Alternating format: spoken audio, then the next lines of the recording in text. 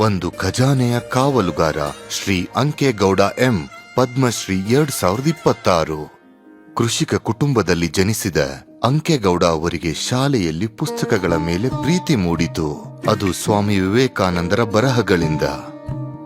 ಅವರು ಕನ್ನಡದಲ್ಲಿ ಮಾಸ್ಟರ್ಸ್ ಮಾಡುತ್ತಿದ್ದಾಗ ಪ್ರೊಫೆಸರ್ ಕೆ ಅನಂತರಾಮಯ್ಯನವರು ಕೆ ಅಂಕೇಗೌಡ ಅವರನ್ನು ಹೆಚ್ಚು ಓದಲು ಪ್ರೇರೇಪಿಸಿದರು.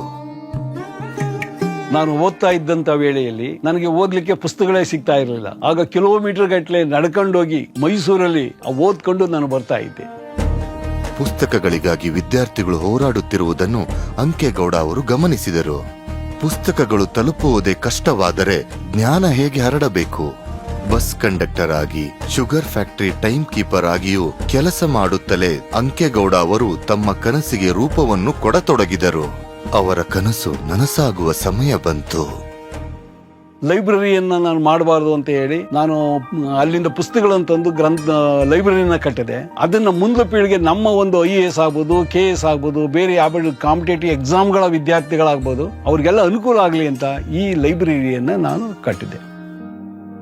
ತಮ್ಮ ಸ್ವಲ್ಪ ಆದಾಯದಿಂದ ಅವರು ಪುಸ್ತಕಗಳನ್ನ ಕೊಂಡುಕೊಂಡ್ರು. ಅದು ಒಂದು ಚಿಕ್ಕ ಗ್ರಂಥಾಲಯವಾಗಿ ಬೆಳೆಯಿತು. ಬಳಿಕ ವಿದ್ಯಾರ್ಥಿಗಳ ಹರಿವು ಹೆಚ್ಚತೊಡಗಿತು. ಗ್ರಂಥಾಲಯ ಬೆಳೆದಂತೆ ಜನಸಾಗರವು ಹರಿಯತೊಡಗಿತು. ಅಕ್ಕಪಕ್ಕದ ವಿದ್ಯಾರ್ಥಿಗಳೆಲ್ಲ ಲೈಬ್ರರಿಗೆ ಬರತೊಡಗಿದರು. ಈ ಕನಸನ್ನು ಅವರು ಬಹುತೇಕ ತಮ್ಮ ಶ್ರಮದಿಂದ ಕಟ್ಟಿದರು. ತಮ್ಮ ಆದಾಯ, ಸ್ವಲ್ಪ ಆಸ್ತಿ ಮಾರಾಟದ ಹಣ ಈ ಕನಸನ್ನ ನನಸು ಮಾಡಿತು. ಈ ಕನಸನ್ನ ನನಸು ಮಾಡಲು ಪತ್ನಿ ಮತ್ತು ಪುತ್ರ ತುಂಬಾ ಸಹಾಯ ಮಾಡಿದರು. ಮತ್ತೆ ಶಾಲಾ ಶಿಕ್ಷಕರಾದ ಬಸವಣ್ಣ ತಮ್ಮ ಕೆಲಸವನ್ನೇ ಬಿಟ್ಟು ಇವರ ಕೈ ಜೋಡಿಸಿದರು. ನಾನು ಲೋಕಸೇವೆ ಪರೀಕ್ಷೆಗೆ ಓದಲು ಇಲ್ಲಿಗೆ ಬರುತ್ತೇನೆ. ನನಗೆ ಬೇಕಾಗುವ ಎಲ್ಲಾ ಪುಸ್ತಕಗಳು ಇಲ್ಲೇ ಸಿಗುತ್ತವೆ. ಒಬ್ಬ ಸ್ನೇಹಿತೆಯ ಜೊತೆ ಸುಮ್ಮನೆ ಬಂದಿದ್ದೆ. ಇಷ್ಟೊಂದು ಜನ ಪುಸ್ತಕಗಳಲ್ಲಿ ಮುಳುಗಿರೋದನ್ನು ನೋಡಿ ನಾನ್ ಮನಸೋತೆ. ಇಂದು ಶ್ರೀ ಅಂಕೇಗೌಡ ಅವರ ಗ್ರಂಥಾಲಯದಲ್ಲಿ 20 ಲಕ್ಷಕ್ಕೂ ಹೆಚ್ಚು ಪುಸ್ತಕಗಳಿವೆ. ಅನೇಕ ಅಪರೂಪದ ಪ್ರತಿಗಳು ಸೇರಿವೆ. ಅವುಗಳು ಕೊಂಡುಕೊಂಡ ಪುಸ್ತಕಗಳು ಅಥವಾ ದಾನದಿಂದ ಬಂದಿರಬಹುದು.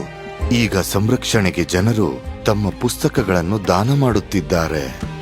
ಈ ಒಂದು ಗ್ರಂಥಾಲಯವನ್ನು ಕಟ್ಟಲಿಕ್ಕೇನು ನನಗೆ ತೊಂದರೆ ಆಗಲಿಲ್ಲ.